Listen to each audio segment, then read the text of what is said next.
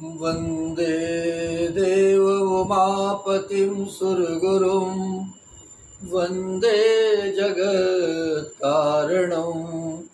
वन्दे पन्नगभूषणं मृगधरं वन्दे पशूनां वन्दे सूर्यशशाङ्कवन्दनयनं वन्दे मुकुन्दप्रियं वन्दे भक्तजनाश्रयं च वरदं वन्दे शिवं शङ्करं वन्दे शिवं शङ्करम्।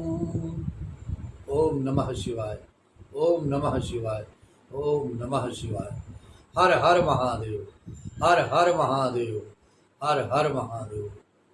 बंधुओं, श्री शिव महापुराण कथा आनंद उत्सव में आप सभी का प्रेम बना हुआ है, आप सभी का आशीर्वाद प्राप्त हो रहा है।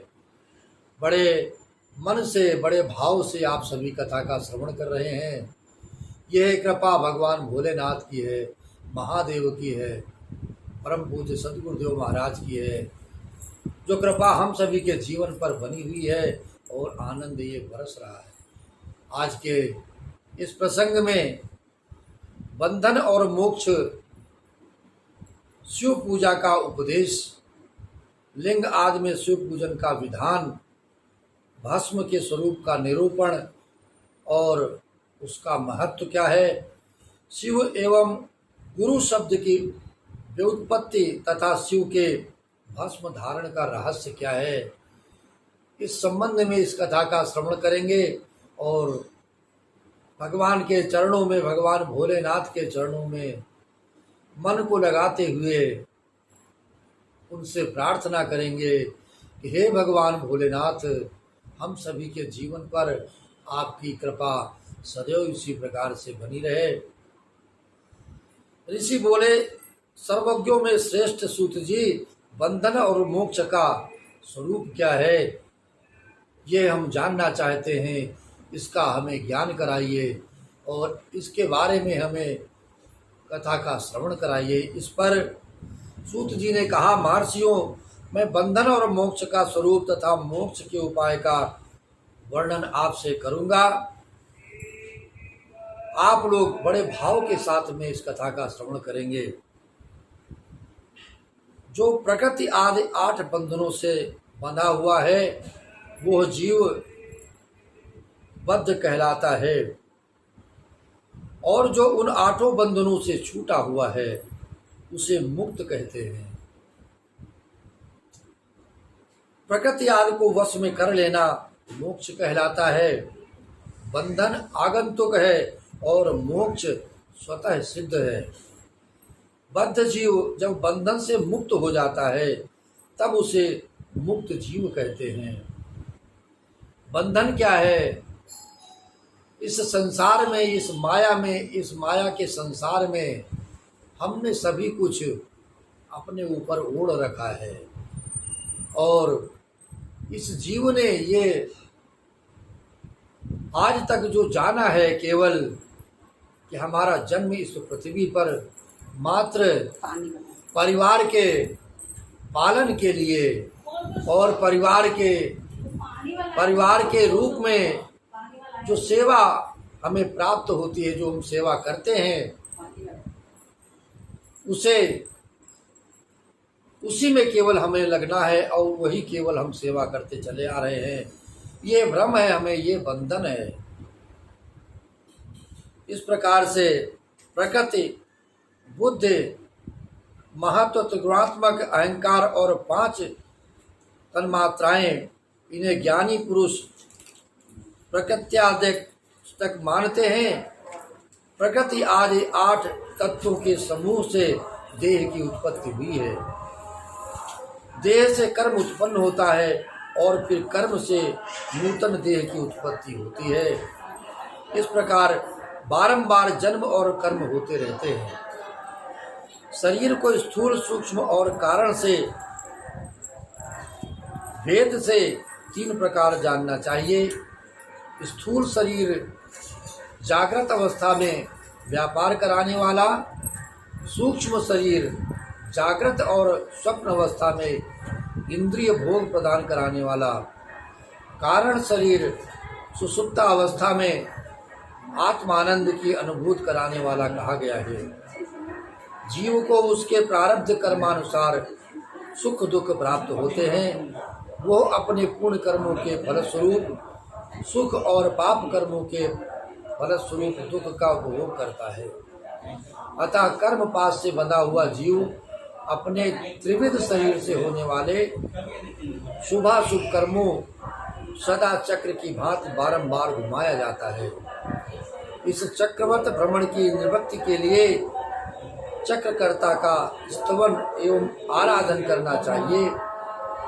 प्रकृति आदि जो 8 पास बतलाए गए हैं उनका समुदाय ही महाचक्र है, और जो प्रकृति से परे है वो परमात्मा शिव है। भगवान महेश्वर ही प्रकृति आदि महाचक्र के कर्ता हैं, क्योंकि वे प्रकृति से परे हैं। जैसे बकायन नामक वृक्ष का थाला जल को पीता है और उगलता है, उसी प्रकार शिव प्रकृति आदि को अपने वश में करके उस पर शासन करते हैं। उन्होंने सबको वश में कर लिया है, इसीलिए वे शिव कहे गए हैं। शिव ही सर्वज्ञ परिपूर्ण तथा निष्प्रय है। सर्वज्ञता, तृप्ति, अनादि बोध, स्वतंत्रता, नित्य अलुप्त शक्ति से संयुक्त होना और अपने भीतर अनंत शक्तियों को धारण करना, महेश्वर के इन 6 प्रकार के मानसिक शरीरों को केवल वेद जानता है। अतः भगवान के अनुग्रह से ही प्रकृति आदि 8 तत्व वश में होते हैं। भगवान शिव का कृपा प्रसाद प्राप्त करने के लिए उन्हीं का पूजन करना चाहिए। इस प्रकार से कहें कि शिव तो परिपूर्ण है, निष्प्रय है, उनकी पूजा कैसे हो सकती है। तो इस संबंध में हमें जानना चाहिए कि भगवान शिव के उद्देश्य से उनकी प्रसन्नता के लिए किया हुआ सत्कर्म उनके कृपा प्रसाद को प्राप्त कराने वाला होता है। शिवलिंग में, शिव की प्रतिमा में तथा शिव भक्त जनों में शिव की भावना करके उनकी प्रसन्नता के लिए ही पूजा करनी चाहिए। वो पूजन शरीर से, मन से और वाणी से और धन से भी किया जा सकता है। उस पूजा से महेश्वर शिव जो प्रकृति से परे हैं, पूजक पर विशेष कृपा बरसाते हैं और उनका वो कृपा प्रसाद सत्य होता है। शिव की कृपा से कर्म आदि सभी बंधन अपने वश में हो जाते हैं। कर्म से लेकर प्रकृति पर्यंत सब कुछ सब जब वश में हो जाता है तब वो जीव मुक्त कहलाता है, बंधनों से मुक्त हो जाता है और स्वात्माराम रूप से विराजमान होता है। परमेश्वर शिव की कृपा से जब कर्म जनित शरीर अपने वश में हो जाता है तब भगवान शिव के लोक में निवास का सौभाग्य प्राप्त होने लगता है। इसी को सालोक्य मुक्ति कहते हैं। जब तन्मात्राएं वश में हो जाती हैं तब जीव जगदम्बा सहित शिव का सामीप्य प्राप्त कर लेता है। यह सामीप्य मुक्ति है। उसके आयुध आदि और क्रिया आदि सब कुछ भगवान शिव के समान हो जाते हैं। भगवान का महाप्रसाद प्राप्त होने पर बुद्धि भी वश में हो जाती है। बुद्धि प्रकृति का कार्य है, उसका वश में होना षष्ठ मुक्ति कहा गया है। पुनः भगवान का महान अनुग्रह प्राप्त होने पर प्रकृति वश में हो जाएगी। इस समय भगवान शिव का मानसिक ऐश्वर्य बिना यत्न के ही प्राप्त हो जाएगा। सर्वज्ञता और तृप्ति आदि जो शिव के ऐश्वर्य हैं उन्हें पाकर मुक्त पुरुष अपने आत्मा में ही विराजमान होता है।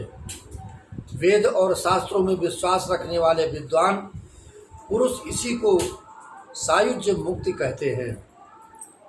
इस प्रकार लिंग आदि में शिव की पूजा करने से क्रमशः मुक्ति स्वतः प्राप्त होने लगती है। इसलिए शिव का कृपा प्रसाद प्राप्त करने के लिए क्रिया आदि के द्वारा उन्हीं का पूजन हमें करना चाहिए। शिव क्रिया, शिव तप, शिव मंत्र जप, शिव विज्ञान और शिव ध्यान के लिए सदा उत्तरोत्तर अभ्यास बढ़ाना चाहिए। प्रतिदिन प्रातः काल से रात को सोते समय तक और जन्म काल से लेकर मृत्यु पर्यंत तक सारा समय भगवान शिव के चिंतन में ही बिताना चाहिए, जिससे ऋषि कहते हैं उत्तम व्रत का पालन करने वाले सूत जी, लिंग आदि में शिव जी की पूजा का क्या विधान है, यह हमें जानने की इच्छा है। सूत जी ने कहा, तो जो मैं लिंगों के समान क्रम का यथावत वर्णन कर रहा हूँ, तुम सब लोग सुनो। प्रणव ही समस्त अभीष्ट वस्तुओं को देने वाला प्रथम लिंग है। उसे सूक्ष्म प्रणव समझो। सूक्ष्म लिंग निष्कल होता है और स्थूल लिंग सकल। पंचाक्षर मंत्र को ही स्थूल लिंग कहते हैं। उन दोनों प्रकार के लिंगों का पूजन तप कहलाता है। वे दोनों ही लिंग साक्षात मोक्ष देने वाले हैं। पौरुष लिंग और प्रकृति लिंग के रूप में बहुत से लिंग हैं, उन्हें भगवान शिव ही विस्तार पूर्वक बताते हैं। दूसरा और कोई उसके बारे में भेद नहीं जानता है। पृथ्वी के विकारभूत जो जो लिंग ज्ञात हैं, उनको मैं तुम्हें कह रहा हूँ, ध्यान पूर्वक सुनो। स्वयंभू लिंग प्रथम है, दूसरा बिंदु लिंग, तीसरा प्रतिष्ठित लिंग चौथा चर लिंग और पांचवा गुरु लिंग है। देवर्षियों की तपस्या से संतुष्ट हो उनके समीप प्रकट होने के लिए पृथ्वी के अंतर्गत बीज रूप से व्याप्त हुए भगवान शिव वृक्षों के अंकुर की भांति भूमि को भेद कर नादलिंग के रूप में व्यक्त हो जाते हैं। वे स्वतः व्यक्त हुए शिव ही स्वयं प्रकट होने के कारण स्वयंभू नाम धारण करते हैं।